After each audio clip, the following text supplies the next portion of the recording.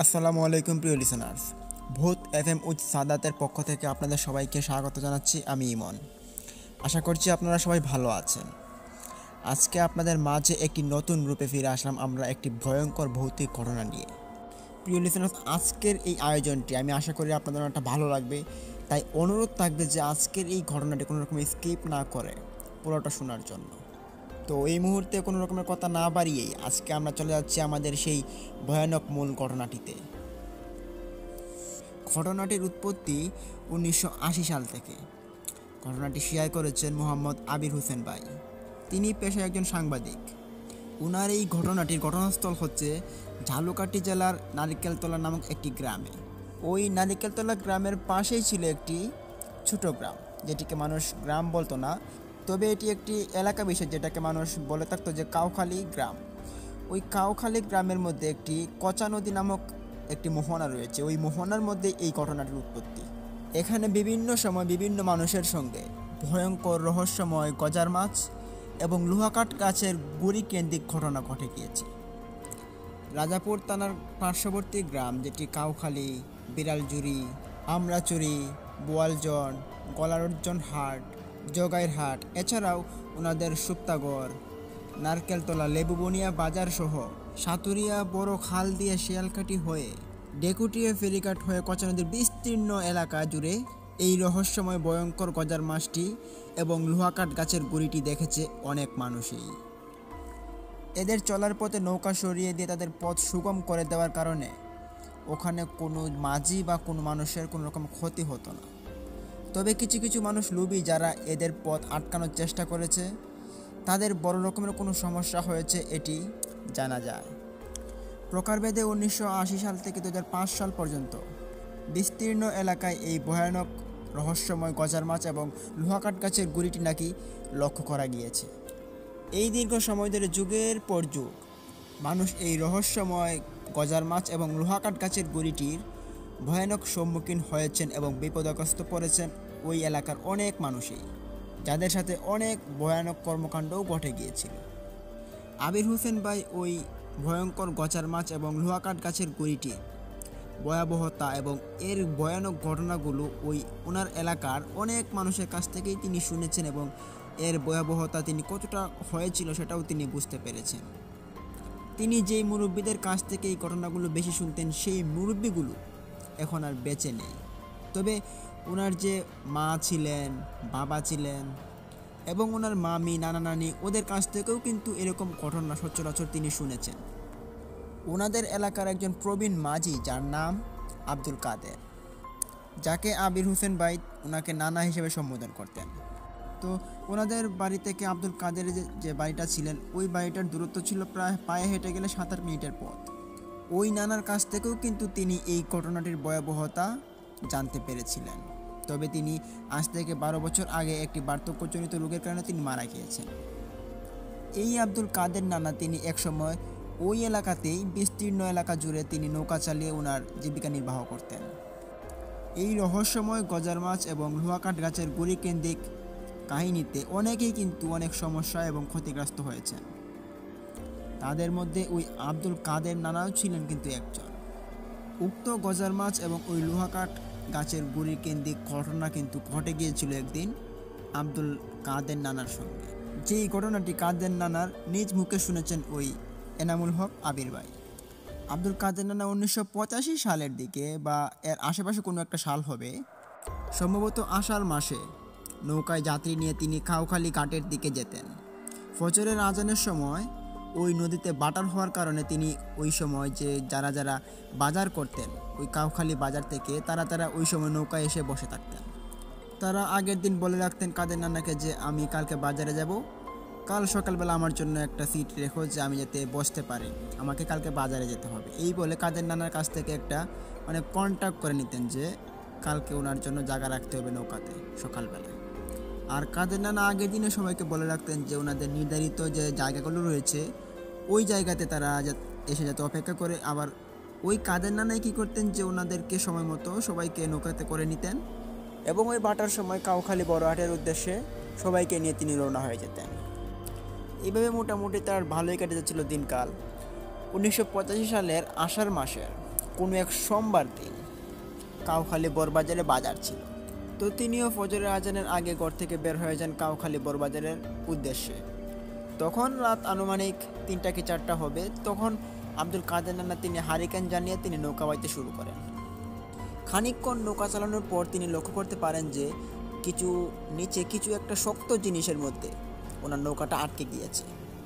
তো যখনই তিনি ওই শক্ত জিনিসটাকে ওনার হাতে থাকা বইটাটা দিয়ে তিনি ঝুটাতে যাবেন, তখন হাতে হারিকেন জ্বালিয়ে নিয়ে তিনি ওইখানে দেখার চেষ্টা করেন। তখন তিনি দেখতে পারলেন যে পানির নিচে একটা বড় গাছের গুঁড়ির নিচে, মানে নৌকার নিচে একটা গাছের গুঁড়িতে নৌকাটা আটকা পড়ে গিয়েছে।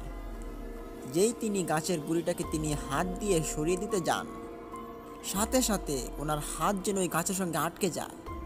তার পুরো শরীর যেমন আস্তে আস্তে অবশ হয়ে যেতে থাকে। তার আঙ্গুলের পরে যেমন কবজির পরে যেমন কনির পর থেকে সারা শরীর যেমন এরকম অবশ হয়ে যাচ্ছিল। আস্তে আস্তে তার সারা শরীর যেমন এরকমটা অবশ হয়ে যাচ্ছিল সে অনুভব করতে পারে। হাত থেকে শুরু করে আস্তে আস্তে উপরের দিকে উঠছে। আর এই অবস্থায় তার মনে হচ্ছিল যে তাকে এবং তার নৌকাকে কোনো এক পানির নিচে অদৃশ্য একটা শক্তি তাকে টেনে নিয়ে যাচ্ছে। এমন সময় উনি অনেক জোরে আল্লাহু আকবার আল্লাহু আকবার বলে চিৎকার দিতে থাকেন তিনি। আর তখনই জোরাজুরি করার এক পর্যায়ে তিনি ওনার হাতটাকে কোনোভাবে ছুটাতে সক্ষম হন। এ যাত্রায় তিনি বেঁচে যান। তবে ওনার সারা শরীর জড় বস্তুর মতো, তিনি কয়েক মিনিটের মতো তিনি ওই নৌকার মধ্যে পড়েছিলেন। এর মধ্যে কিছুক্ষণের ভিতরেই উনি এই ভয় এবং ওনার আতঙ্কের কারণে তিনি ওই নৌকার মধ্যে জ্ঞান হারিয়ে ফেলেছেন। এর কিছুক্ষণ পরেই একটা বৃষ্টির ঝাপসা এলো। ওই ঝাপসাতেই আব্দুল কাদের নানার জ্ঞানটা আবার ফিরে আসলো। তখন আব্দুল নানার এতটা ভয় পেয়েছিল যার কারণে তিনি বেশ কয়েকদিন অসুস্থও ছিলেন। এর পরবর্তীতে ওনাকে নানান রকমের চিকিৎসা করা হয়। কিছুদিন পর উনি সুস্থ এবং স্বাভাবিক হয়ে যান। আব্দুল কাদের নানার ভাষ্য মতে উনি গজার মাছ দুটোর বিষয়ে বলেছেন যে এই মাছ দুটোকে নাকি তিনি একাধিকবার আরও কয়েকবার দেখেছেন।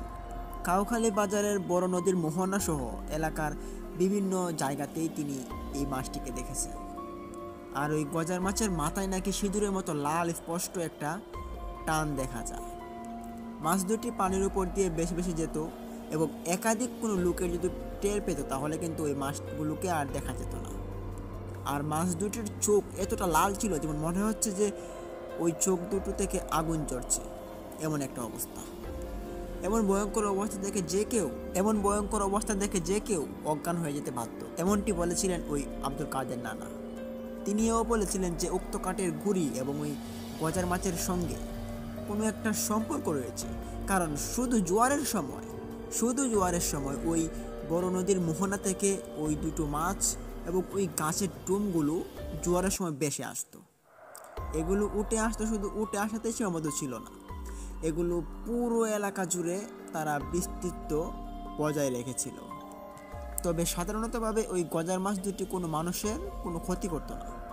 বাট ওদের চলার পথে যদি কেউ বাধা সৃষ্টি করতো বা ওদের চলার পথে যদি কেউ প্রতিবন্ধকতা সৃষ্টি করতো তাহলে তাদের কোনো সমস্যা হতো বলে এটা জানা গিয়েছে। এই গজার মাছের বিষয়ে এনামুল হক আবির ভাই তিনি ওনার মায়ের মুখ থেকেও শুনেছেন। তিনি বলেছিলেন 1995 সালের বৈশাখ মাসের দিকে নদী খাল বিলে জুবা চলে। জুবা মানে হচ্ছে যে খাল বিল পুকুর এবং নানান ধরনের যে ছোটো ছোটো খাতগুলো ছিল, পানির উৎসগুলো ছিল, ওইগুলো একবারে পরিপূর্ণ হয়ে যেত। এটাকে স্থানীয় ভাষায় জুবা বলা হয়ে থাকে। তো এমন একটা দিনে যে ওনাদের বাড়ির সামনের খাল থেকে বড় পুকুরের মধ্যে পোনা সহ বড় দুইটি গজার মাছ নাকি ওইখানে ঢুকে পড়ে। এইটা দেখে ফেলে ওনাদের বাসায় কাজ করতো পাশের গ্রামের সেলিম নামক এক ভদ্রলোক। তো ওই সেলিম হোসেনকে সবাই মামা বলেন ডাকতেন। তখন এনামুল হোসেন আবির ভাইয়ের মামা, ওনার নাম হচ্ছে নৌশেদ আলী, তো তাকে ডাকে ওই সেলিম, ডেকে বলে যে মামা তাড়াতাড়ি আসেন, এই পুকুরের মধ্যে দুইটি বড় বড় গজার মাছ ঢুকে পড়েছে, আসেন মাছগুলো ধরে, অনেক বড় বড় মাছ। তখন এনামুল হোসেন আবিরের মামা এবং ওই সেলিম মামা তারা দুইজন এবং আরও দুইজন মিলে 4-5 জন মিলে ওই পুকুরের চারকানি দিয়ে বড় রকম একটা জাল তারা ফিট করে দেয়, যাতে মাছগুলো যাতে আর বাইরে যাতে বের হতে না পারে। তখন বাটা শুরু হয়। বাটা চলে যাওয়ার পর যখন পানি কমে গেল তখন যে জাল ছিল ওই জালগুলো দিয়ে দুই পাশ দিয়ে মাছ খেওয়ানো হচ্ছিল, মাছ ধরা হচ্ছিল আর কি। তখন হঠাৎই একটি ভয়ানক এবং অদ্ভুত একটি ঘটনা ঘটে। এক এক করে পাশে একটি ছিল বাগান, ওই বাগানটা প্রায় 30 থেকে 40 হাত চওড়া ছিল। এক এক করে ওই দুইটা গজার মাছ সকলের সামনে ওই 30-40 হাত চওড়া একটা বাগানের উপর দিয়ে তারা লাফ দিয়ে চলে গেল ওই নদীতে।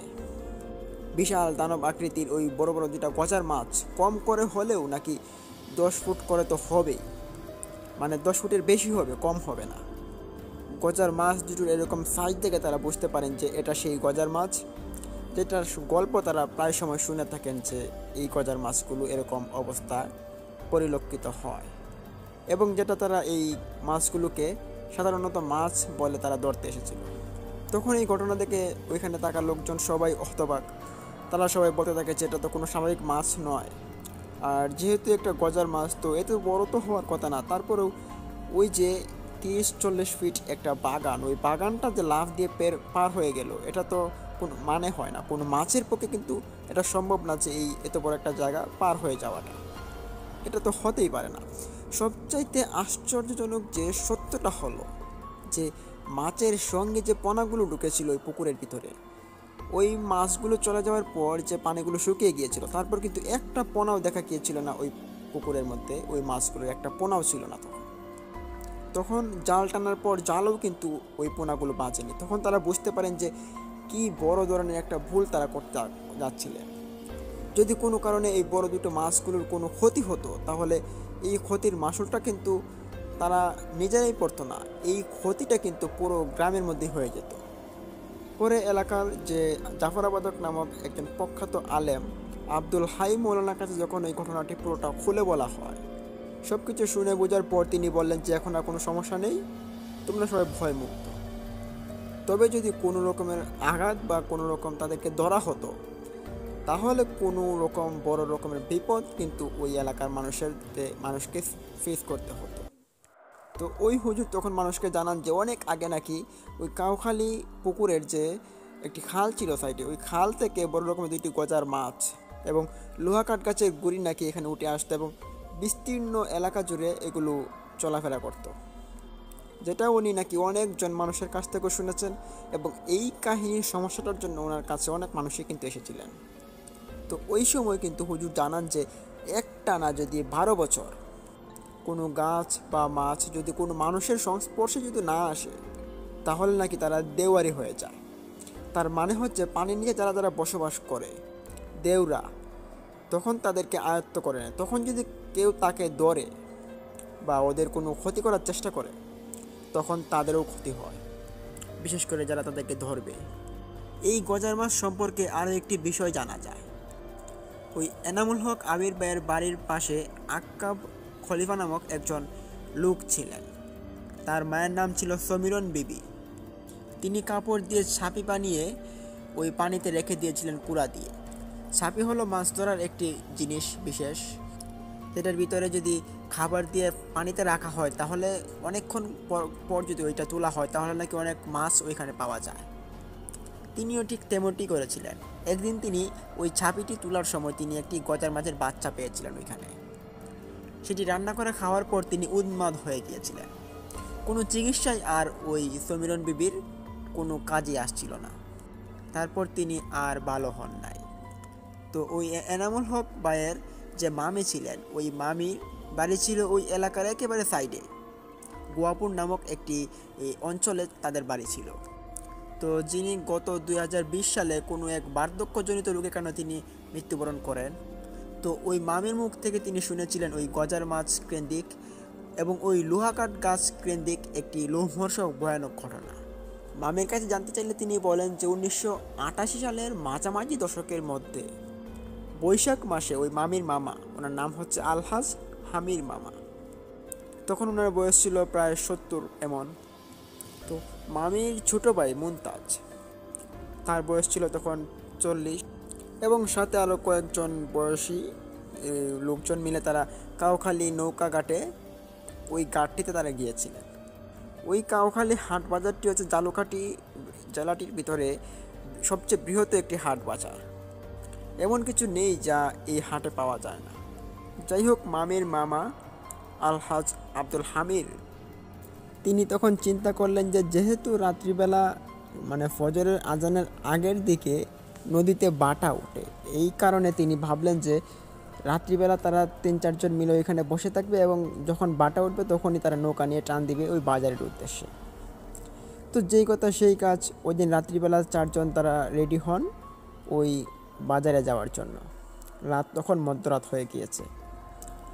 তো ওই দিন একটি অনাকাঙ্ক্ষিত একটি ঘটনা ঘটে, যেটি হচ্ছে তারা যখন যাচ্ছিল বাজারের দিকে তখন তারা একটা খালের পাশ দিয়ে যেতে হচ্ছিল। ওই খালটার পরেই কিন্তু ওই যে বিশাল আকৃতির একটা গাং রয়েছে নদী, ওই নদীটা কিন্তু ওই খালের পরে। তো ওই খাল বেয়ে তারা যাচ্ছিলেন, হঠাৎই এক সময় আব্দুর হামিদ চাচা তিনি দেখতে পারলেন যে ওনার পিছনে কিছু একটা শব্দ হলো। তবে এখানে হামিদ চাচা ছিলেন সবার পিছনে এবং সামনে ছিলেন বাকি যে 3 জন, ওই 3 জন ছিল সামনে। পিছনে হামিদ চাচা তাকাতে তিনি ওই আওয়াজটুকু শুনতে পান। তিনি একটু দাঁড়িয়ে তিনি পিছন থেকে ঘুরে তাকানোর পরই তিনি দেখতে পান যে ওই পানির মধ্যে কেউ একজন হাবুডুবু খাচ্ছে। এটা তিনি চোখে দেখতে পারেন। দেখার পর তিনি ভাবলেন যে এটা আমি একটু নিজ চোখে দেখে নিই। তখন 4 জনের হাতে 4টা হারিকেন ছিল। ওই আব্দুল হামিদ চাচা তিনি হারিকেনটা নিয়ে পিছিয়ে চলে আসেন, যার কারণে সামনের 3 জন আর বুঝতে পারেনি যে আব্দুল হামিদ চাচা ওনাদের সাথে নেই। তখন তিনি ওই হাবুডুবু খাওয়া ওই যে মাছগুলোর সাথে আসার পরই তিনি দেখতে পান যে ওগুলো কোনো মানুষ নয়, ওগুলো 2টা মাছ। তবে মাছগুলো এত বিশাল আকৃতির মাছ যেগুলো তিনি জীবনের প্রথম দেখতে চলেছেন। এবং অবাক করার বিষয় ছিল আরও একটি গাছের টোম ছিল ওইখানে, যেটা গাছের একটা গুড়ি, ওই গুড়িটা ওই মাছগুলোর পাশে ছিল। তিনি তখন ভাবেন যে কী ব্যাপার, এত পুরনো একটা গাছের গুড়ি এবং এই বড় বড় 2টা মাছ এভাবে পানির মধ্যে লাফাচ্ছে কেন, তাদের কি হয়েছে? তখন আব্দুল হামিদ চাচা তিনি এই বিষয়টাতে তিনি একটু জ্ঞান লাভ থাকার কারণে তিনি বুঝতে পারলেন যে এটা হতে পারে কোনো অবয়ব বা কোনো পানির থাকা কোনো দেও হতে পারে, কেননা পানিতে দেও আছে এটা কিন্তু সত্যি। তিনি দেও ভেবে ওইটাকে আর ধরতে যান না। তিনি ভাবেন যে যদি সামনের 3টাকে ডাক দিই তাহলে কিন্তু ওই মাছগুলোকে তারা ধরতে চাইবে। তখন তিনি ভাবলেন যে না, তাদেরকে ডাক দিতে হবে না, আমি চলে যাই এখান থেকে। যেই না তিনি এখান থেকে উঠেন তখনই তিনি ওই পিছন দিক থেকে যে শব্দটা আসছিল ওইটা আরও বেড়ে যায়। উনি আবারও পিছন দিক থেকে তাকানোর পর যিনি দেখতে পান যে ওটা 2টা মাছের চোখ থেকে আগুন বেবে পড়ছে এবং ওই গাছের টুমের মধ্যে কেউ একজন বসে আছে। তিনি এটা দেখতে পান নিজ চোখে। দেখার পরই তিনি ওইখান থেকে এক দৌড় দিয়ে তারা 3 জনের কাছে চলে যান। গিয়ে তিনি তখন সত্যি বলে দেন যে ওখানে কিছু একটা অশরীরী বসে আছে। তখন তিনি একটা বড় রকমের ভুল করে ফেলেন, যেটা হচ্ছে উনি যখন 3 জনের কাছে গিয়ে বলে দেন তখন ওই 3 জন মিলে হাতে লাঠি নিয়ে ওইখানে চলে আসে। তারা ভাবলো যে কেউ হোক এটাকে আজকে মেরে ছাড়বো। তখন তারা যেটা করে আর কি, তারা 3-4 জন হাতে লাঠি নিয়ে, তবে ওই চাচা কিন্তু হাতে লাঠি নেননি, তারা 3 জন হাতে লাঠি নিল। তারা 3 জন ছিল একটু ইয়ং বয়সের, 30-35 বছর বয়সের ছিল। ওই 3 জন মিলে কি করলো, ওই লাঠি নিয়ে ওইখানে চলে যায়। তখন উনি দূর থেকে দাঁড়িয়ে দেখছিলেন যে আব্দুল হামিদ চাচা যখনই তারা 3 জন ওই লাঠিটা দিয়ে ওইটার উপর আঘাত করবে তখন তারা হাতের শক্তিটা হারিয়ে ফেলে, তাদের হাত আর এগোচ্ছিল না। এই দেখে আব্দুল হামিদ চাচা দৌড় দিয়ে তাদের কাছে গেলেন।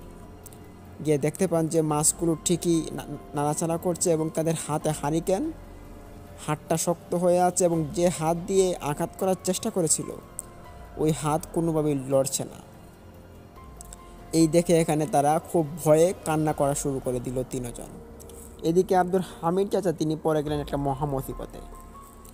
তিনি ভাবতে লাগেন যে এখন কী করবেন, কিন্তু কোনো উপায় না পেয়ে তিনি ভাবলেন যে তারা 3 জনকে এখন ইতিমধ্যেই বাড়িতে নিয়ে যেতে হবে। তখন তিনি ওই 3 জনকে নিয়ে বাড়িতে যাওয়ার উদ্দেশ্যে তারা রওনা দিল, কিন্তু ওইখান থেকে ফিরিয়ে আনাটা খুব কষ্ট হচ্ছিল। যেমনটা আব্দুল হামিদ চাচা যখন 3 জনকে টানছিলেন তখন ওই দিকে না আসে ওই খালের দিকে তারা যাওয়া শুরু করলো।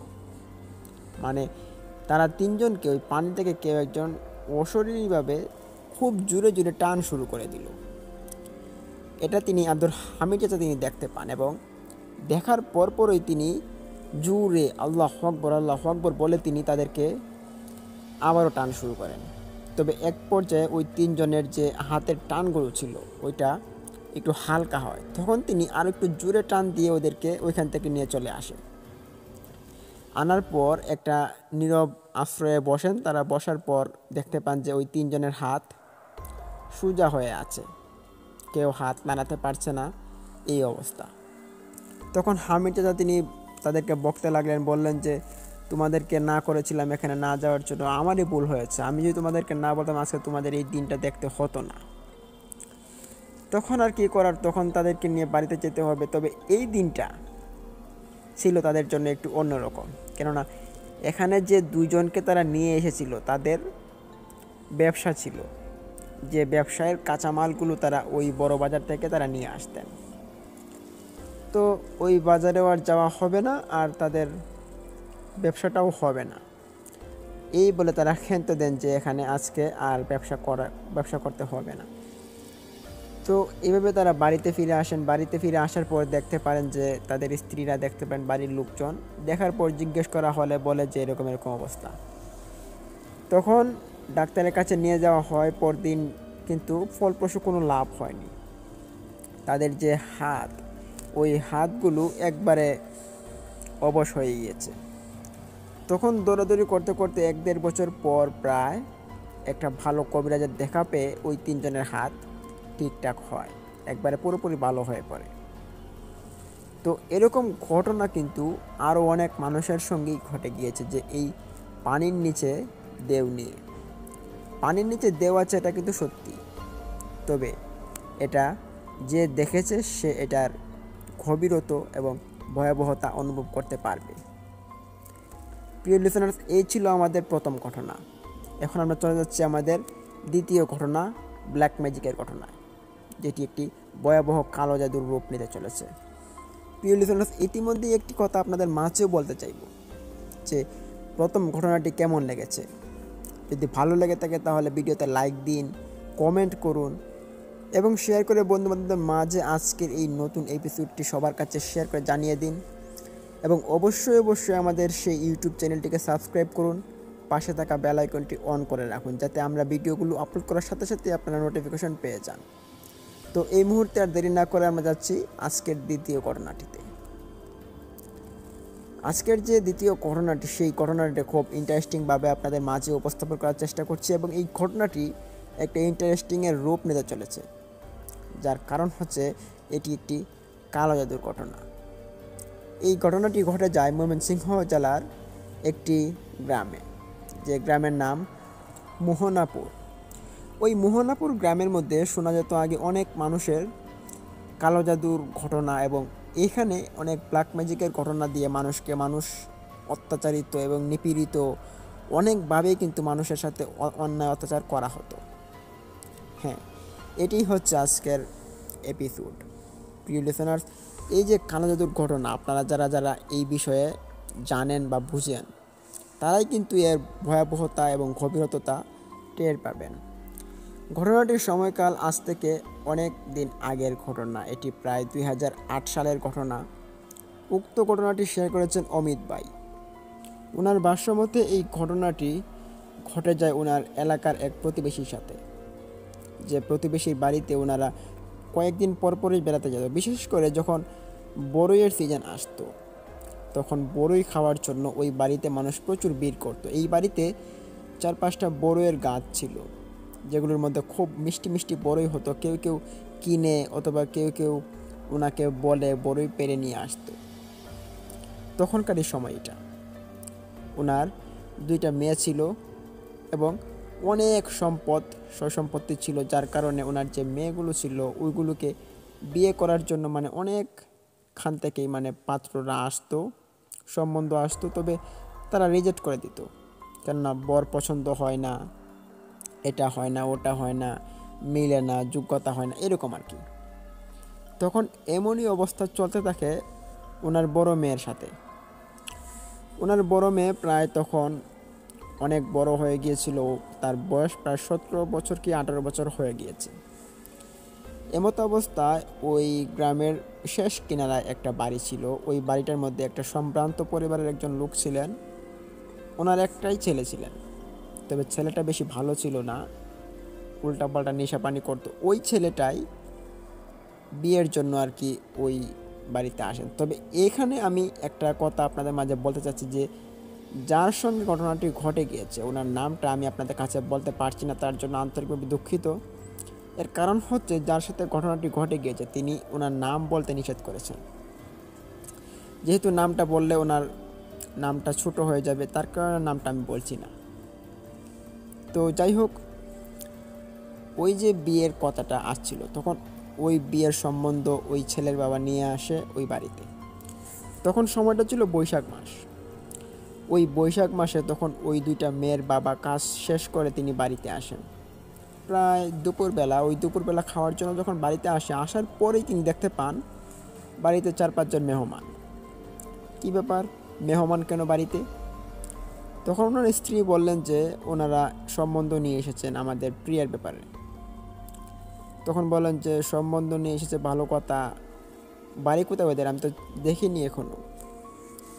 তখন তিনি ঘরে ঢুকেই দেখতে পারেন যে ওনার এলাকার শেষ কিনারের হাফিজউদ্দিন নামক একজন ব্যক্তি। দেখতে পেরে সালাম দিল। সালামের উত্তর দেওয়ার পর জিজ্ঞেস করা হলো যে আপনি এখানে কেন? তখন উত্তরে তিনি বললেন যে আপনার মেয়ের জন্য একটা সম্বন্ধ নিয়ে আসছি, মানে আমার ছেলের জন্য। তখন ওই লোকের এমন একটা মাথা অবস্থা ছিল যে উনি এখন কাজ করে এসেছে, ওনার মাথা ঠিক নেই এমনি, আর তাছাড়া তিনি এখন মেয়েকে বিয়ে দিবেন না, এটা হচ্ছে ওনার আসল কথা। তখন তিনি বাজেভাবে রিয়্যাক্ট করেন। তিনি বলেন যে যাও তো এখান থেকে, বললাম কোনো বিয়ে দেওয়া হবে না। একটু সম্পদ দেখলেই মানুষের যেমন জ্বলে ওঠে, মেয়েকে বিয়ে করানোর জন্য এখান থেকে সম্বন্ধ, এসব আর ভালো লাগে না। এই বলে তিনি অনেক খারাপ ব্যবহার করেন ওই লোকটার সঙ্গে। তখন ওই লোকটা, ওই সম্বোধন নিয়ে আসা লোকটা, তার স্ত্রী, তার ছেলে, এই যে খারাপ ব্যবহারটা তারা শুনতে পায়, এবং শুনতে পারার পর তারা মাথা নিচু করে ওইখান থেকে চলে যায়। তখন চলে যাওয়ার সময় ওই লোকটার বউটা বলেছিল, মানে মহিলাটা বলেছিল যে আপনি কিন্তু এই কাজটা একদম ঠিক করেননি, আমাদের মতো মানুষকে এভাবে বকাঝকা করে, এবং আপনার এই মাসুলটা দিতেই হবে। তখন এই বলে তারা 3 জন চলে যায়। তখন মেয়ের বাবা মেয়েকে বলছিল যে দেখ, তোদের এখনও বিয়ের বয়স ভালো করে হয়নি, আর তাছাড়া মানুষ যেভাবে আসছে সে মনে হচ্ছে যে তোদেরকে বিয়ে দিয়ে দিতেই হবে। তো ভালো পাত্র আমি খুঁজি, যদি পাই তাহলে বিয়ে দেব, তাছাড়া বিয়ে দেব না। তখন এই বলে তিনি খাওয়া দাওয়ার পর তিনি গেলেন ধান ক্ষেত কাজ করছেন। এমত অবস্থায় ওই বৈশাখ মাসটা শেষ হয়ে যায়।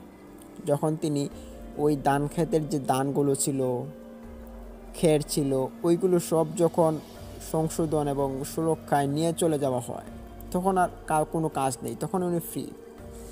কিন্তু তখনই উনি একটা সময় পরিলক্ষিত দেখতে পারেন, যে সময়টা ছিল যে ওনার যে পরিবারের যে আর্থিক অবস্থাটা এটা অসচ্ছল হয়ে আসতে থাকে, এবং ওনার যে মেয়েগুলো ছিল ওইগুলো ছিল খুব ফুটফুটে, তবে তাদের চেহারা কেমন একটা বিকৃতি করছে, তাদের পরিবারের সকলের স্বাস্থ্য কমে যাচ্ছে, এটা তিনি দেখতে পারেন। দেখার পর তিনি ভাবেন যে কী ব্যাপার, এমন কেন হচ্ছে, এমন তো হওয়ার কথা না। তিনি হাসপাতালে যান, ওষুধ আনেন, সবগুলো কাজ ঠিকঠাক মতো করছেন, কিন্তু কোনো রকমের কাজই কোনোভাবে হচ্ছে না। তখন কত বনাজি ওষুধ এবং ডাক্তারের পরামর্শ নিয়ে ওষুধ খান, কিন্তু ফলপ্রসূ কোনো লাভ নেই। তিনি ঘুরতে এভাবে 1টি বছর চলে যায়। তখন ওনাদের মেয়ের যে অবস্থা হয়ে গিয়েছিল, শুকিয়ে কাঠ হয়ে গিয়েছিল, তবে খাওয়া দাওয়া ঠিকই চলছিল, কিন্তু কারো স্বাস্থ্য আর ঠিক হচ্ছিল না। তখন এই নিয়ে চাচাটা খুব মহা মুশকিলে পড়েন, এবং ওনার কাজ করার ক্ষমতাটা ওনার কমে যাচ্ছিল। এমত অবস্থায় ওনার যে বোন ছিল, ওই মেয়েগুলোর যে ফুফু ছিল, তারা বাড়িতে আসে বেড়ানোর জন্য। তিনি দেখতে পান তার ভাই এবং ভাইস্তিরার অনেক খারাপ অবস্থা। জিজ্ঞেস করা হলে তারা কিছুই বলতে পারে না। তখন ওই ফুফুগুলো, তারা তখন দুজন আসছিলেন। তারা এই বিষয়টাতে তারা খুব পারদর্শী ছিলেন যে যদি কোনো বান বা ব্ল্যাক ম্যাজিক, কালো জাদু করা হয়ে থাকে, তাহলে মানুষের এরকম পরিবর্তন হতে পারে, আকস্মিক পরিবর্তনটা। ওনারা বুঝতে পারেন যে ওনার ভাইয়ের সাথে কীরকম ঘটনা ঘটছে। তখন ভাইকে এক সাইডে ডেকে নিলেন, নিয়ে বললেন যে কি ব্যাপার, তোর দুইটা মেয়ে এরকম শুকিয়ে যাচ্ছে কেন, এবং পরিবারের কি হাল হচ্ছে তোর? উত্তরে বলে যে আমি জানি না তো, আমি কত ডাক্তারের কাছে যাচ্ছি, তবু কোনো রকমের কাজ হচ্ছে না, কি করবো বুঝতে পারছি না। তখন ফুফু দুইজন মিলে পরামর্শ দেন যে শোন, কোনো ডাক্তারের কাজ হবে না, কোনো মানুষেও কাজ হবে না, এটা খুব খারাপ একটা লক্ষণ হতে চলেছে। আচ্ছা তুই একটা কথা বলতো, তোর সঙ্গে কি কোনো রকমের খারাপ ঘটনা বা কারোর সাথে বেয়াদবি বা কারোর সঙ্গে ঝগড়াঝাটি এরকম হয়েছে কি? উত্তরে বললেন কই না তো, এরকম তো কোনো হয়নি আমার সঙ্গে কোনো ঘটনা। তখন বললেন যে ভালো করে মনে করে দেখ, তোর তো এখন বড় মেয়ে হয়েছে, বিয়ে দেওয়ার, এই বিয়েটি নিয়ে কোনো সমস্যা হয়েছে কি? তখন তিনি বরাবরের মতো বললেন যে বিয়ে নিয়ে তো কয়দিন পরে পরে একটু কথাবার্তা হয়, তবে কয়দিন আগে একজন আসছিল, তখন আমি কাজ করে আসছিলাম, বৈশাখ মাসের ধানগুলো ওইগুলো আর কি ফেলে দিয়ে আসছিলাম। খুব ক্লান্ত শরীর নিয়ে বাড়িতে আসার পর দেখি এখানে মেহমান এসে হাজির। তখন তাদের সঙ্গে একটু রিয়েক্ট করেছি বাজেভাবে। তখন ফুফুরা মানে ভাবছেন যে হতে পারে তারা কোনো রকমের কাণ্ডকলাপ ঘটিয়েছে, এরা না হোক অন্য কেউ কিন্তু হতেও পারে। যার কারণে এখন আমাদের যা করণীয়, আমাদের কোনো এক ভালো তান্ত্রিক কাছে যেতে হবে, যাওয়ার পর আমাদের জানতে হবে যেটা কেন হচ্ছে এবং কী এর করণীয়। তখন ওই বাইটি বলেন যে তান্ত্রিকের কথা তো আমার এখনো মনে হচ্ছিল না, ভাগ্য ভালো তোমরা মনে করেছো। এই বলে তারা তারা তাদের যে পরিবারের দুজন মেয়ে, তারপর ভাই এবং বোন, তারা 4 জন এবং 2 জন ফুফু, 6 জন মিলে একটা তান্ত্রিকের উদ্দেশ্যে তারা বাড়ি থেকে রওনা দেন পরদিন সকালবেলা। তান্ত্রিকের বাড়ি ছিল অনেকটা দূরে, যেতে যেতে প্রায় বিকেল হয়ে গিয়েছিল। তান্ত্রিকের কাছে যাওয়ার পর তারা তান্ত্রিকের পাশে গিয়ে বসেন। বসার পর তান্ত্রিক তখন একটা ধ্যানে ছিলেন। তান্ত্রিকের ধ্যান ভেঙে যায় তারা বসার পরেই, কিন্তু তান্ত্রিক জিজ্ঞেস করেন যে কী ব্যাপার, কী হয়েছে, তোমরা এই অসময়ে কেন? তখন ওইখানে একজন ফুফু, তিনি সব ঘটনা খুলে বললেন যে এরকম এরকম অবস্থা, এখন আমাদের কি করণীয়। তখন ওই তান্ত্রিক বললেন যে হ্যাঁ, দেখতেই তো পারছি তারা সবাই শুকিয়ে কাঠ হয়ে গিয়েছে। আচ্ছা দেখি তো তোমাদের এদিকে একটু তাকাও। তখন 2টা মেয়েকে যখন তান্ত্রিকের দিকে তাকানো হলো, তাকানোর পরেই তান্ত্রিক বলে উঠল যে সর্বনাশ, এতটা কাল নেমে আসছে তোর 2টা মেয়ের দিকে। এই কথা শুনে তারা সবাই হিউড়ে উঠল, বলল যে কী ব্যাপার, কেন, কি হচ্ছে? তান্ত্রিক তখন বলে ওঠে যে তোর পরিবারের সকলকে বান মারা হয়েছে। হায় হায়, সর্বনাশী ব্যাপার, কে করলো এটা? তান্ত্রিক তখন বলল যে কে করেছে এটা তো বলা মুশকিল, তবে খুব বড় একটা বান মারা হয়েছে। আর এসেছিস যখন ভালো সময় এসেছিস, আমি এখন কিছু একটা করলে করতেও পারি, তবে এটা যে করেছে এটা কিন্তু খুব খারাপ একটা বান মেরেছে, যেটা মানুষ মারা যাওয়ার পর কবরস্থান থেকে লাশের যে একটা অংশ বিশেষ থাকে কাফনের, ওইটা দিয়ে করা হয়, যেটা খুব মারাত্মক হয়ে থাকে। তান্ত্রিকের এমন কথাবার্তা শুনে সবাই আতঙ্ক হয়, কিন্তু ততক্ষণও কোনো লাভ নেই, সবাই যে মৃত্যুর পথে এগিয়ে যাচ্ছে। তখন তান্ত্রিক বলে যে তোমরা সবাই এখানে বসো, আমি একটু ভিতর থেকে আসছি।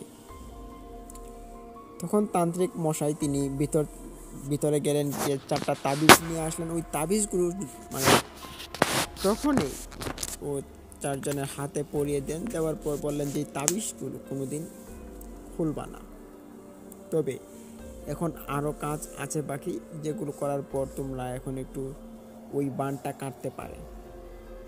তান্ত্রিক যজ্ঞে বসলেন। যজ্ঞে বসার পর তিনি বললেন যে মানে কিছুক্ষণ আর কি, কিছুক্ষণের জন্য যজ্ঞে বসলেন। বসার পর তিনি বললেন যে না, এখন হচ্ছে না, রাত্রিবেলা করতে হবে। এখন আমি যে জিনগুলোকে ডাকছি ওই জিনগুলো আসছে না, জিনগুলো রাত্রিবেলা আসবে, রাত্রিবেলা তোমরা এসো। তখন কি ব্যাপার, এত দূরের একটা রাস্তা যেখানে যেতে যেতে লাগে প্রায় 5-6 ঘন্টা, খুব ভিতরে রাস্তা ছিল, আবার ওইখানে নদী পার হয়ে যেতে হয়। তখন বললো যে কী ব্যাপার, আপনি কি বলছেন, আমরা যদি এখন বাড়িতে চলে যাই তাহলে তো আমরা ফিরতে ফিরতে মানে রাত্রি মধ্যরাতে আমরা আসতে পারবো না। তো তখন ওই তান্ত্রিক বলল যে তাহলে আমার এখানে থাকো তোমরা, আর রাত্রিবেলা তোমাদেরকে আমি দেখবো কি করা যায়। এই বলে তাদেরকে রাখানোর পর ওই তান্ত্রিক তার ঘরে যজ্ঞে বসে, এবং তারা বাইরে একটা গেস্টের রুম ছিল, ওই রুমের মধ্যে তারা বসে থাকে।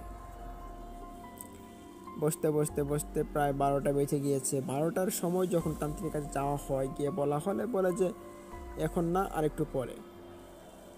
পরে পরে করতে করতে রাত যখন 3টা বেজে যায়, ওই 3টার সময় ঘটায় একটি ভয়াবহ কাহিনী। রাত তখন 3টা, তান্ত্রিক তখন ঘর থেকে বেরিয়ে আসে। আসার পর দেখতে পায় যে তারা সবাই ঘুমাচ্ছে। একটা জোরে ডাক দিল, এক ডাক শুনে সবাই চকমকিয়ে উঠে পড়লো। ওঠার পর সবাই তান্ত্রিককে সালাম দিল। দেওয়ার পর তান্ত্রিক বলল যে তাড়াতাড়ি এসো, তাড়াতাড়ি। তখন 4জন মিলে ওই তান্ত্রিকের পিছন পিছন চলে যায়, আর 2জন ফুফু ওইখানে ছিল। দেন তারা কিছু কথা বলছিল না, তবে এখানে একটা গড়বড় হচ্ছিল।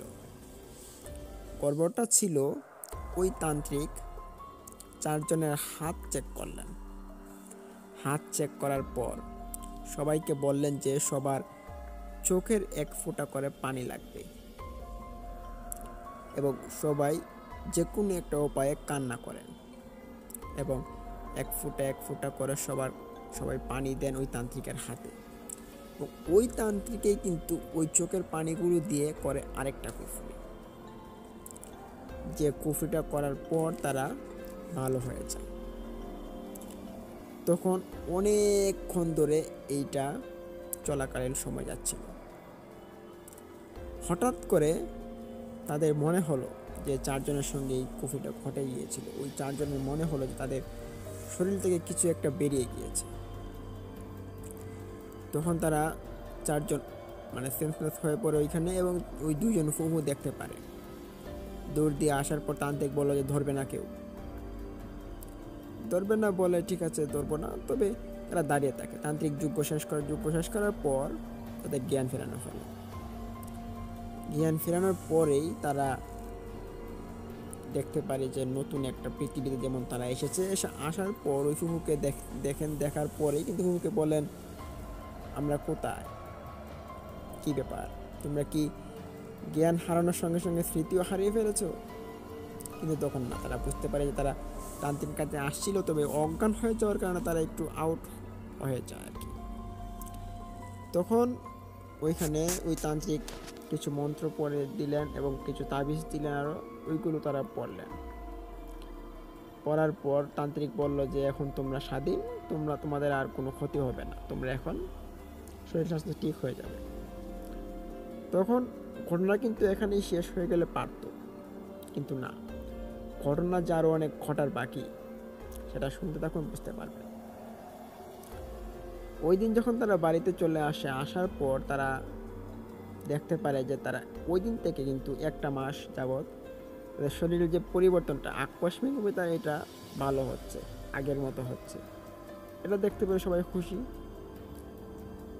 এভাবে চলতে চলতে যখন 1 মাস, 1.5 মাস, 2 মাস চলে যায়, 2 মাস পর তারা ভাবে যে কে করলো এই কাজটা। যেহেতু এই তান্ত্রিক বাবা খুব ভালো একজন কবিরাজ, তিনি হয়তো এই সন্ধান দিতে পারবেন যে কে এরকম কাজটা করেছিল। তখন ওই তান্ত্রিকের নিকট আবারও যাবেন বলে তারা সিদ্ধান্ত নেন। তো ওই দিন গিয়েছিল বিকেলবেলা, যেতে যেতে প্রায় রাত হয়ে গিয়েছিল, যেহেতু ওই রাত্রিবেলা তিনি যজ্ঞে বসেন আর কি।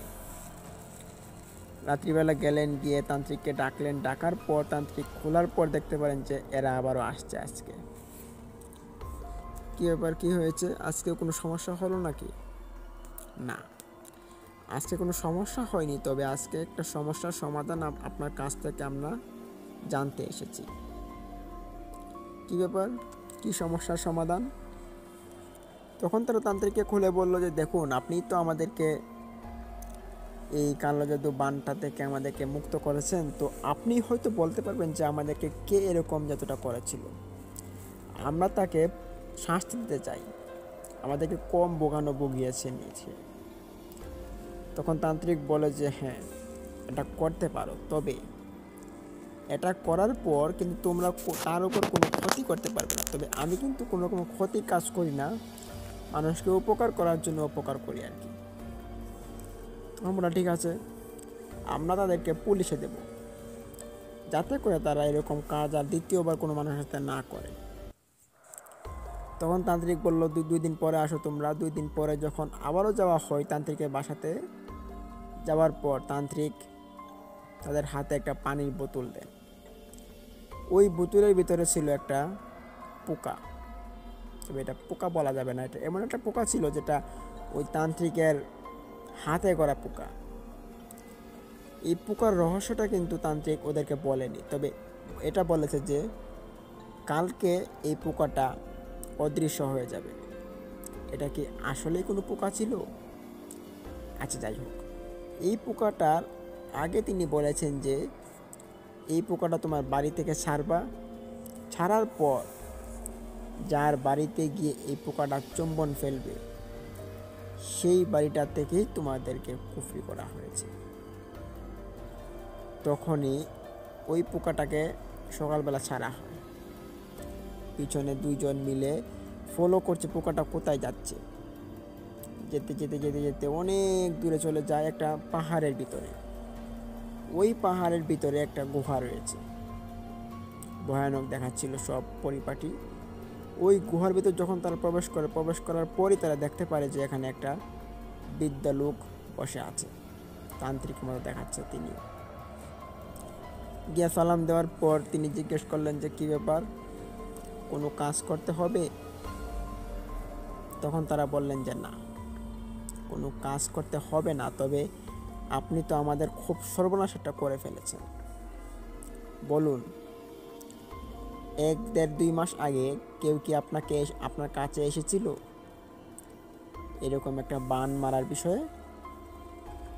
তখন প্রথমত ওই কবিরাজটি বলে না, সে চেপে যায় কথা। সে বলে না না, কে আসবে আমার কাছে, কেউ আসেনি। তখন ওই কবিরাজের মুখ থেকে কথা বের করার জন্য তারা একটু অন্য রকমের একটা সিস্টেম উপলব্ধি করে, যেটা হচ্ছে তারা ওই পুলিশের বই দেখায় এবং তাদের হাতে করে একটা কাগজ নিয়ে গিয়েছিল, এবং ওই কাগজটার মধ্যে তারা একটা বানিয়ে একটা চিঠি বলেছিল। এটা শোনার পরই তান্ত্রিকটি ভয় পেয়ে সে সব ঘটনা খুলে বলে দেয়। সে বলল যে পাশের গ্রামের এক যুবক এবং তার বাবা মাকে নিয়ে আসছিল এবং বলেছিল যে অমুক জায়গার এদেরকে ধ্বংস করতে হবে। তখন আমি তাদেরকে বলি যে একটা লাশ, যে লাশটা গত বছর পূর্ণিমার রাতে মারা গিয়েছে, এবং এই পূর্ণিমার রাতে ওই লাশটার শরীর থেকে একটা কাপড়ের 1 টুকরা কাপড় নিয়ে আসতে হবে এবং এটা দিয়ে আমি কুফরি করব। তখন তারাও 1 টুকরা কাপড় নিয়ে আসলো এবং আমি কুফরি করি। এই কুফরির প্রভাবে মানুষ 3 মাসের বেশি বাঁচতে পারে না, মানুষ মারা যায়। তখন তারা 4 জনের উপরে কুফরি করতে বলেছিল আমাকে। তখন আর তাদের বুঝতে বাকি রইল না যে তারা এই 4 জনের উপরে কুফরিটা করেছিল। তখন তান্ত্রিক মাফ চাইলো, বললো যে আমাকে মাফ করে দাও, আমার ভুল হয়ে গিয়েছে। তখন তারা বললো যে আপনাকে না হয় মাফ করবো, তবে যারা এই কাজটি করেছে তাদেরকে আপনি ধরিয়ে দিন। তখন তাদের ঠিকানা বলে দেওয়া হয়, তাদেরকে গিয়ে ধরার পর তাদেরকে পুলিশে দেওয়া হয় একটা ভিত্তিহীন একটা অভিযোগের কারণে, এবং এটা সত্যতা প্রমাণিত হয়ে তারা আসামি হিসেবে সাব্যস্ত হন। এবং এভাবেই এই ঘটনাটির সূত্রপাতটি শেষ হয় এবং তারাও সুখে শান্তিতে আবার জীবনটাকে গড়ে ওঠেন। এই ছিল আজকের দ্বিতীয় ঘটনা। এখন আমরা চলে যাব আমাদের সেই ভয়ানক তৃতীয় ঘটনাটিতে, যেটা আপনাদের অনেকটা ভালো লাগবে। আমি শুরু করছি। আসসালামু আলাইকুম প্রিয় লিসেনার্স। এই মুহূর্তে আমি আপনাদের মাঝে যে ঘটনাটি শেয়ার করতে যাচ্ছি, সেই ঘটনাটি পাঠিয়েছেন আমাদের একজন লিসেনার্স। ওনার নাম মোহাম্মদ জাহাঙ্গীর। ওনার বাড়ি চাঁদপুর জেলায়। উনি চমৎকার একটি ঘটনা আমাদেরকে পাঠিয়েছেন, যেটি একটি দিঘি কেন্দ্রিক ঘটনা। তো ইনি বর্তমানে সৌদি প্রবাসী। উনি সৌদি আরব থেকে আমাদেরকে ঘটনাটি পাঠিয়েছেন। উনি আমাদের ভোট এফএমের অনেক বড় একজন শ্রোতা। আজকের ঘটনাটির স্থান চাঁদপুর জেলার বিষ্ণুপুর ইউনিয়নের ধনপদি গ্রাম। আর এই ঘটনাটি তিনি শুনেছেন ওনার নানার মুখ থেকে। তো এই ঘটনাটি যে ঘটেছিল, এটি ওনার নানার দাদা যে ছিল, এটি বহু আগের ঘটনা। তো উনি সময়টা যে উল্লেখ করেছেন, এটা প্রায় 1850 থেকে 1860-এর মাঝামাঝি একটা সময় হবে। তার মানে এটি অনেক আগের একটি ঘটনা। আর বর্তমানে ওনার নানার যে বাড়িটা ছিল, ওই বাড়িটা এখন যে আছে, ওই বাড়িটা আগে একসময় হিন্দু বাড়িদের মানে হিন্দু মানুষরা ওইখানে বসবাস করত।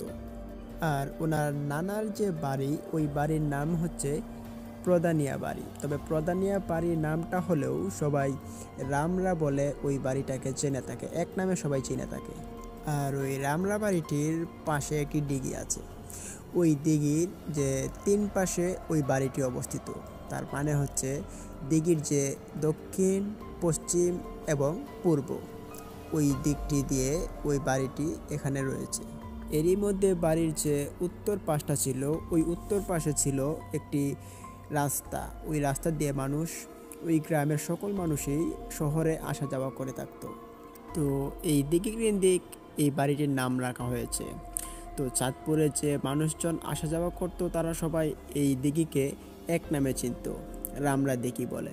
তবে এখানে অদ্ভুত বিষয় হচ্ছে যে চাঁদপুরের বেশ কিছু মানুষ এই দিঘির মধ্যে মানত করে, দুধকলা দিয়ে, এবং তারা অনেক রকমের উপোস করে থাকে। মানে নানান ধরনের মানত, উল্টাপাল্টা কাজকর্ম ওই দিঘির মধ্যে চলেই থাকতো। এটা ওইখানের মানুষদের একটা বিশ্বাস আর কি। তাদের বিশ্বাসটা ছিল এমন যে ওইখানে যদি ভোগ বা মানত করা হয়, তাহলে তাদের ভালো হয় এবং মঙ্গলের জন্য তারা এরকম ভোগ বা এরকম মানত টানত করতে তারা ভালোবাসতো ওইখানে। এটা জাস্ট তাদের একটা বিশ্বাস। তবে এই বিশ্বাসের পিছনে একটি বড় রকমের ঘটনাও রয়েছে। উনি সেই ঘটনাটি আমাদের সাথে আজকে শেয়ার করেছেন। ঘটনাটির সময়কাল আগেই বলেছি, আনুমানিক প্রায় 1850 থেকে 60-এর মধ্যবর্তী একটি সময় হবে। কারণ জাহাঙ্গীর ভাইয়ের নানার দাদা, ওই দাদারাও তখন ছোট ছিল। তাহলে বুঝতেই পারছেন ঘটনাটি কত আগের ঘটনাটি হতে চলেছে। যাই হোক, ওই সময় ওই তাদের যে সময়টা ছিল, ওই সময় ওখানে সনাতন ধর্মের কিছু লোক গোষ্ঠীবদ্ধভাবে বসবাস শুরু করত। আর এখন যে রামরা দিঘিটি রয়েছে, এই জায়গাটা আগে ছিল একটি আবাদি এবং একটি ফসলি জমি। জমির পাশেই ছিল একটি হিন্দু বাড়ি এবং বেশ কিছু দূরে দূরে কয়েকটি হিন্দু বাড়ি ছিল ওইখানে। ওই প্রথম বাড়ির যে একটি হিন্দু বাড়ি ছিল, ওই হিন্দু বাড়ির যে একটি প্রধান কর্তা ছিল, ওনার নাম ছিল রামচন্দ্র। রামচন্দ্র অত্যন্ত দরিদ্র একজন মানুষ ছিলেন। তিনি অন্যের জমিতে হাল চাষ করতেন।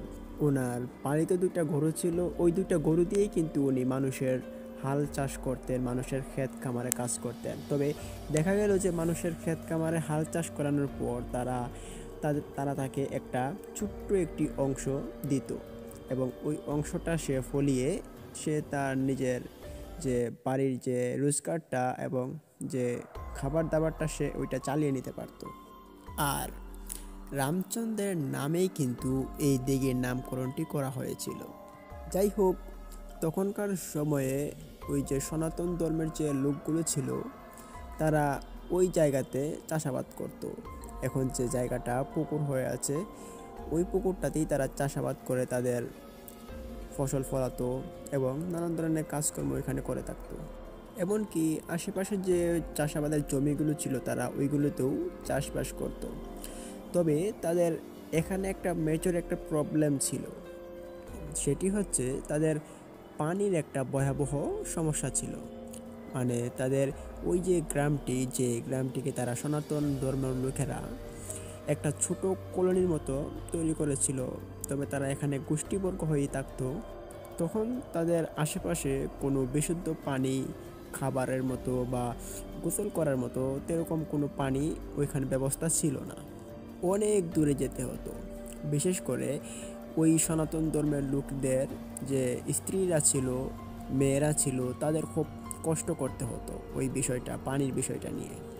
কারণ রান্না করার জন্য পানি, গোসল করার জন্য পানি, তাদের কাপড় চোপড় ধোয়ার জন্য পানি, খাবারের জন্য পানি, তো সব কিছুর জন্যই এই নারীদেরকে অনেক দূরে যেতে হতো এবং ওই দূর থেকে পানিগুলো বোঝাই করে নিয়ে আসতে হতো, যেটা ছিল একটি অবর্ণনীয় দুর্ভোগের মতো। তখন এই কারণে এখানে যারা যারা মানুষ ছিলেন তারা চিন্তা করলেন যে এখানে তারা একটি পুকুর খনন করি। পুকুর খনন করার জন্য তারা সম্মিলিতভাবে একটি জমি নির্দেশনা করলো। সবাই একত্রিত হয়ে একটি জমি বাছাই করেন এবং ওই জমিটি বাছাই করার পর তারা সিদ্ধান্ত নিলেন যে এখানে তারা একটি পুকুর খনন করবেন।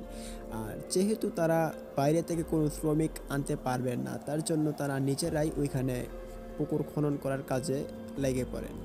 আস্তে আস্তে করে তারা নিজেদের শ্রম দিয়ে ওই পুকুরটা খননের কাজ শুরু করে দিলেন। এভাবে বেশ কয়েক সপ্তাহ পুকুরে কাজ করার পর এক পর্যায়ে যখন পুকুরটি তৈরি হয়ে গেল, তবে পুকুরটি তৈরি হওয়ার পরেই কিন্তু এখানে একটি সমস্যা দেখা দিচ্ছিল।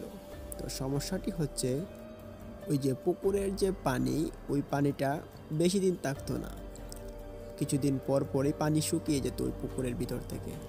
আর ওই পুকুরটিতে পানি যখন হতো তখন এই যে একটা বাচ্চা বা একটি 12-13 বছর বয়সী একটা বাচ্চার যে কোমর সমান যে পানিটুকু হবে, ততটুকু পানি ওই পুকুরটিতে হতো। তবে এত কম পানির মধ্যে একটি বড় মানুষের কিন্তু ভালোভাবে গোসল করা হয় না বা তিনি ডুব দিতে পারেন না, এইরকম একটি সমস্যা ওইখানে দেখা দিল। তবে আশপাশে যে পুকুরগুলো ছিল ওই পুকুরগুলোতে কিন্তু এতটুকু পানিতেই পানি পুকুরের কানায় কানায় বড়ীভূত এবং অনেকটা সচ্ছল। তবে এখানের পানিটা খুব কম এবং মানুষের জন্য অনুপযোগী একটি পানি হিসেবে এটা দাঁড়িয়েছে। এই সমস্যাটা এখানে কেন হচ্ছে? তখন সবাই এখানে চিন্তা করলেন যে হতে পারে যে এই পুকুরের পানির লেয়ার কম, পুকুরটা গভীরতা কম থাকার কারণে এখানে পানি কম উঠছে, এরকম কিছু একটা হতে পারে। হ্যাঁ, হতে পারে, কিন্তু আসলেই কি তাই? না, আসলে কিন্তু তা ছিল না। সেটি জানা গেল কয়েকদিন পর জানা গেল আসল বিষয়টি কী ছিল। তখন এক রাতে রামচন্দ্র তিনি স্বপ্ন দেখেন। স্বপ্নটি দেখেন তিনি, ওনার সামনে আবছা কিছু ছায়ার মতো কোনো একজন মানুষ ওনাকে এসে বলছে যে, রামচন্দ্র, এই পুকুরের পানির সমাধান যদি চাস তাহলে তোর যে 2টা হালের গরু আছে, ওই 2টা গরুকে রাত্রিবেলা ওই পুকুর ঘাটে নিয়ে বেঁধে দিয়ে আসবি, তাহলে ওই পুকুরের পানি আর শুকাবে না। তারপর যখন রাত পোহালো, সকাল হলো, তখন রামচন্দ্রের ওই স্বপ্নটা ভুলে যায়। তখন ঠিক দ্বিতীয় দিন ওই স্বপ্নটা তিনি আবারও দেখেন। ওনাকে কেউ একজন এসে বলছিলেন যে তার গরু দুটিকে পুকুর ঘাটে নিয়ে বেঁধে দিয়ে আসার জন্য। কিন্তু সেদিন তার স্বপ্নে একটি কাজ করে। সে ওই যে আবছা ছায়ার মতো আসছিল, ওইটাকে সে মানা করে দিল। সে না সম্মতি জানালো যে তার গরু দুটাকে ওইখানে দেবে না।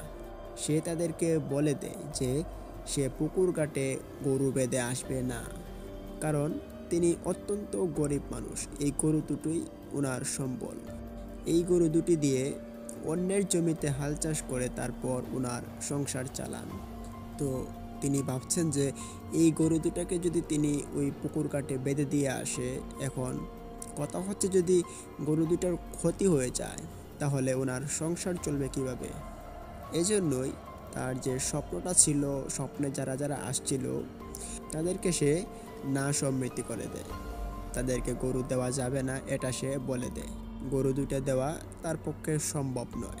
শুধু তাই নয়, স্বপ্নের মধ্যে তার সঙ্গে তাদের অনেক কাটাকাটি হয়, মানে কথার অনেকটা কাটাকাটি হয়। তখন কথা কাটাকাটির একটা পর্যায়ে রামচন্দ্রের ঘুম ভেঙে যায়।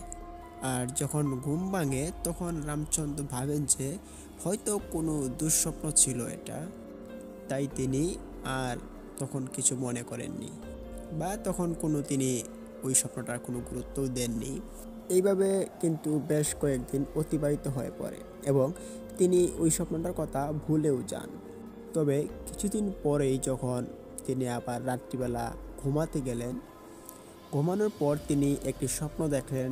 ওই স্বপ্নটা ছিল যে বিশাল দেহী কয়েকজন অবয়ব তাকে স্বপ্নের মধ্যে এসে রাগান্বিতভাবে বলছে যে তোকে অনেকভাবে বলছিলাম যে তোর গরু দুটোকে আমাদেরকে দিয়ে দিতে, কিন্তু তুই কি করলি? তুই গরু দুটোকে দিলি না। এবার তোর অনেক বড় একটা ক্ষতি হবে, যাতে করে তোর এই ক্ষতির মধ্য দিয়ে অন্যান্য মানুষের অনেক বড় উপকার হয়ে যেতে পারে। এই স্বপ্ন দেখার পরপরই তিনি ঘুম থেকে উঠে বসেন।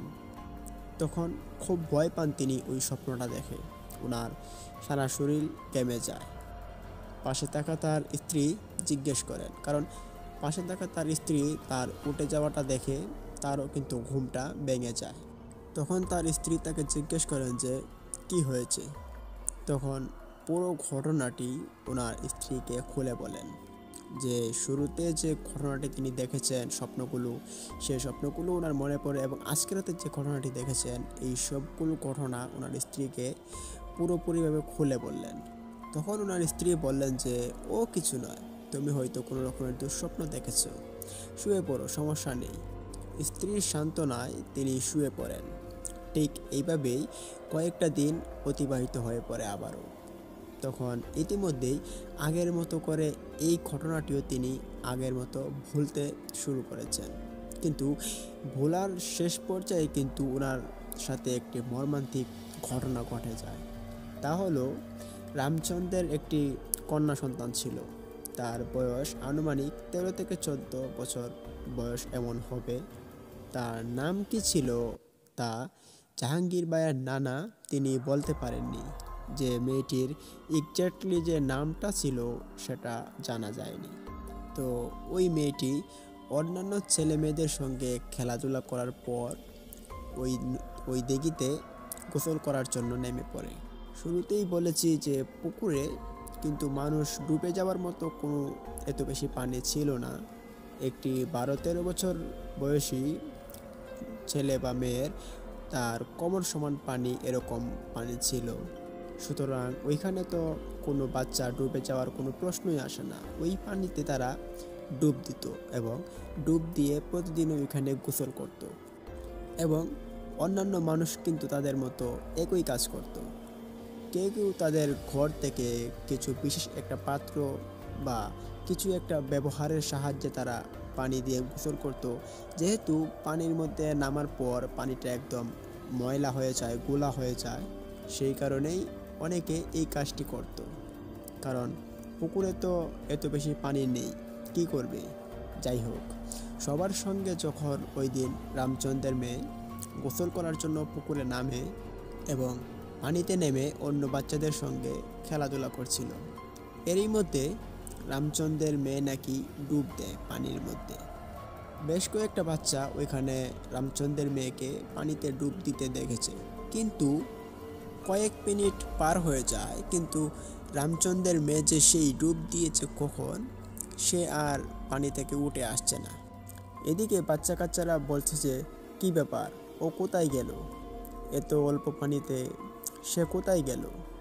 তখন ওই বাচ্চারাই তাকে খোঁজাখুঁজির জন্য পানিতে খোঁজাখুঁজি শুরু করে দিল, কিন্তু পরিশেষে রামচন্দ্রের মেয়েকে কোথাও খুঁজে পাওয়া যাচ্ছে না।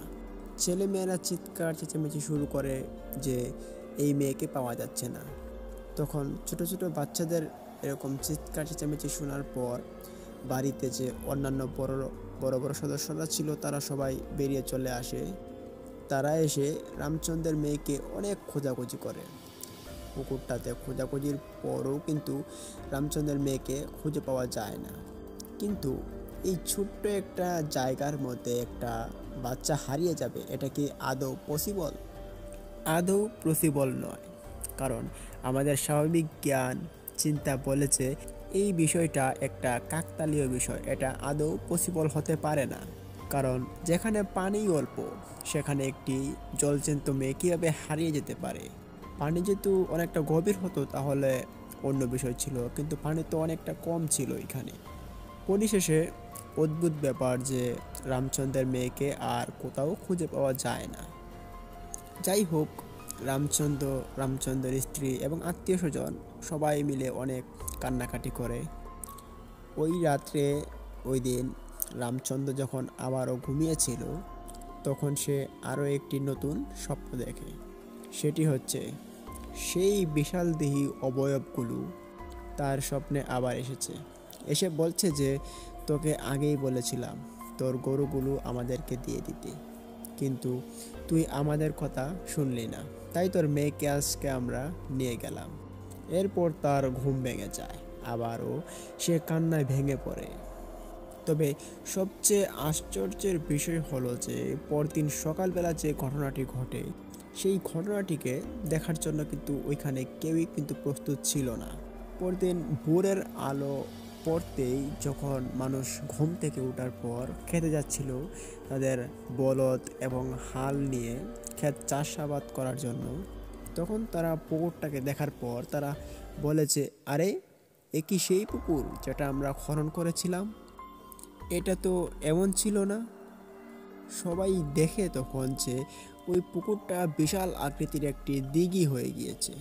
মানে ওই জায়গাতে ওই ছোট পুকুরটি আর নেই, ওই ছোট পুকুরটি একটি বিশাল আকৃতির একটি বড় রকমের পুকুর হয়ে গিয়েছে, গভীর পুকুর। এবং আশ্চর্যের বিষয় আরও একটি ছিল যে পুকুরটি যে খনন করা হয়েছে আরও গর্ত করার জন্য, বড় করার জন্য, সেই যে মাটিগুলো ছিল সেই মাটিগুলো দিয়ে খুব সুন্দরভাবে যে পুকুরের পাড়টা ছিল ওই পাড়টাকে একবারে বাঁধ দেওয়া হয়েছিল চারদিক দিয়ে, মানে উঁচু করে বাঁধাই দেওয়ার মতো হয়েছে। সকলে আশ্চর্য হয়ে যায়, কি ব্যাপার, এমন কেন হলো?